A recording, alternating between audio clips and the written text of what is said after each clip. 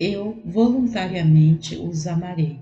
Oséias 14, versículo 4. Esta frase é uma teologia sistemática em miniatura. Aquele que compreende o seu significado é um teólogo, e quem pode mergulhar em sua plenitude é um verdadeiro mestre em divindade. Eu os amarei. É uma condensação da gloriosa mensagem de salvação que foi entregue a nós em Cristo Jesus, nosso Redentor. O sentido se desdobra em cima da palavra voluntariamente. Eu os amarei. Aqui está o glorioso, o apropriado, o caminho divino, pelo qual flui o amor do céu à terra. É de fato a única maneira em que Deus pode amar-nos como somos. É possível que Ele possa amar anjos por causa de sua bondade, mas Ele não poderia amar-nos por esse motivo. A única maneira pela qual o amor pode vir de Deus para criaturas caídas é expressa na palavra voluntariamente. Aqui temos amor espontâneo fluindo para aqueles que não merecem, não o compraram, nem procuraram buscar por ele.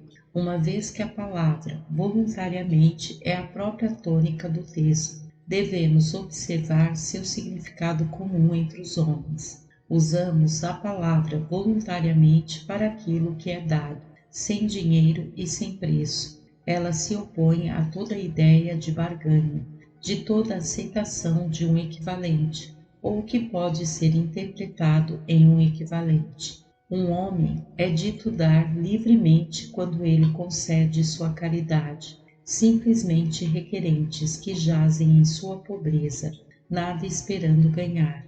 Um homem distribui voluntariamente quando, sem pedir qualquer compensação, ele considera que é mais abençoado dar do que receber. Agora o amor de Deus vem aos homens totalmente livre e sem preço, sem que tenhamos mérito para merecê-lo ou dinheiro para conseguir. Eu sei que está escrito: vinde, comprai vinho e leite. Isaías 55, versículo 1. Mas não é acrescentado, sem dinheiro e sem preço? Eu os amarei, ou seja, eu não vou aceitar as suas obras em troca do meu amor. Eu não vou receber o seu amor como uma recompensa para mim. Vou amá-los, todos indignos e pecadores como eles são. Os homens dão voluntariamente quando não há indução.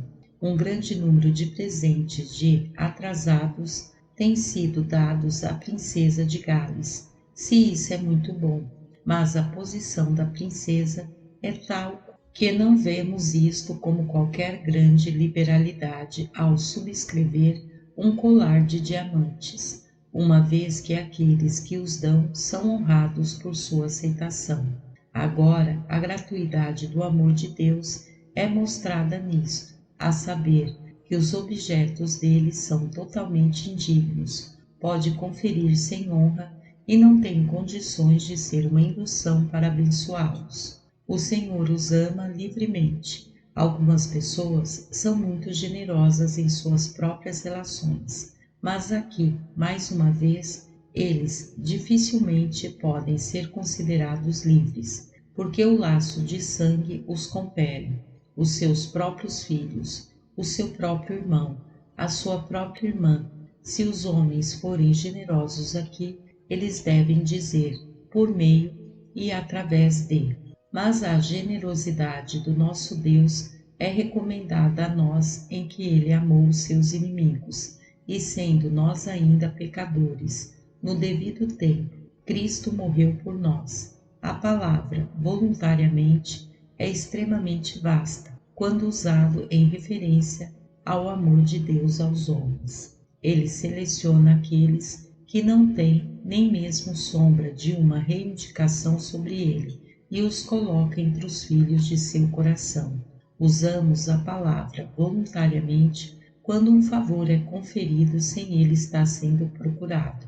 Dificilmente pode-se dizer que o nosso rei, nas antigas histórias, perdoou os cidadãos de Calais livremente, quando sua rainha teve primeiro de prostrar-se diante dele, e com muitas lágrimas para induzi-lo a ser misericordioso. Ele foi gentil, mas ele não era voluntário em sua graça. Quando uma pessoa tem sido perseguida por um mendigo nas ruas, embora ela possa virar e dar liberalmente para se livrar do pedinte clamoroso, ela não dá voluntariamente. Lembre-se, no que diz respeito a Deus, que a sua graça ao homem foi totalmente espontânea. Ele dá a graça divina para aqueles que a procuram, mas ninguém jamais iria procurar, a menos que a graça não procurada primeiro lhe houvesse sido concedida.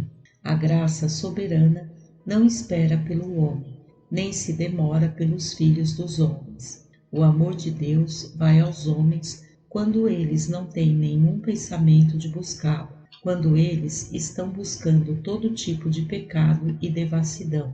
Ele os ama livremente e, como efeito deste amor, eles então começam a buscar a sua face. Mas não é a nossa busca, nossas orações, nossas lágrimas que inclinam o Senhor a nos amar.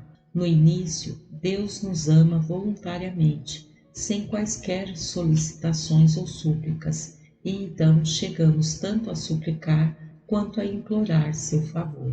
Aquele que vem sem qualquer esforço de nossa parte chega até nós voluntariamente. Os governantes cavaram o poço, e como eles cavaram, eles cantaram: brota, ó poço. Em tal caso, onde o poço tem sido escavado com muito trabalho, a água dificilmente pode ser descrita como subindo espontaneamente. Mas ali no Vale do Riso, a fonte jorra do lado da colina e derrama sua torrente cristalina entre os seixos brilhantes. O homem não cavou a fonte, ele não perfurou o canal, pois muito antes de ele ter nascido, ou desde sempre, o peregrino cansado inclinou-se para seu fluxo refrescante. Ele havia saltado de alegria em seu caminho certo, espontaneamente, e vai fazê-lo enquanto a lua perdure, voluntariamente. Tal é a graça de Deus. Nenhum labor do homem a procura, nenhum empenho humano pode fazer. Deus é bom a partir da simples necessidade de sua natureza. Deus é amor simplesmente porque sua essência é ser assim, e ele derrama seu amor em correntezas abundantes a objetos indignos, merecedores do mal e do inferno, simplesmente porque ele se compadecerá de quem ele se compadecer, e terá misericórdia de quem ele tiver misericórdia. Isto não depende de quem quer, nem de quem corre, mas de Deus, que se compadece. Se você pedir uma ilustração da palavra voluntariamente, eu aponto para o sol. Quão voluntariamente ele espalha os seus raios vivificantes, preciosos como ouro, são os seus raios, mas ele os espalha como pó. Ele semeia a terra com as pérolas do Oriente e a pavimenta com esmeralda, rubi e safira, e tudo muito voluntariamente. Você e eu esquecemos de orar pela luz do sol, mas ela vem a seu tempo determinado. E sim, sobre o blasfemo que amaldiçoa Deus, o dia nasce e a luz do sol o aquece, tanto quanto ao mais obediente filho do Pai Celestial. Este raio de sol cai sobre a fazenda do avarento e sobre o campo do tolo. O sol ordena o grão dos ímpios se expandir em seu calor cordial e produz a sua colheita. O sol brilha na casa do adúltero, na face do assassino e na cela do ladrão. Não importa o quão pecador o homem possa ser, ainda assim a luz do dia desce sobre ele sem ser convidado ou procurado. Tal é a graça de Deus, onde ela vem, não vem, porque é pedida ou merecida, mas simplesmente da bondade do coração de Deus, que como o sol, abençoa como ele quer. Note os ventos suaves do céu, o sopro de Deus para reviver o enfraquecido, as brisas suaves Veja-o doente à beira-mar bebendo da saúde das brisas do mar salgado. Aqueles pulmões podem em suspiro proferir a canção lasciva, mas o vento de cura não é contido, se é o peito de um santo ou de um pecador. Ainda assim aquele vento não cessa para ambos. Assim acontece com as visitações da graça. Deus não espera até que o homem seja bom. Antes, ele envia o vento celeste, com a cura sob suas asas, mesmo como lhe agrada.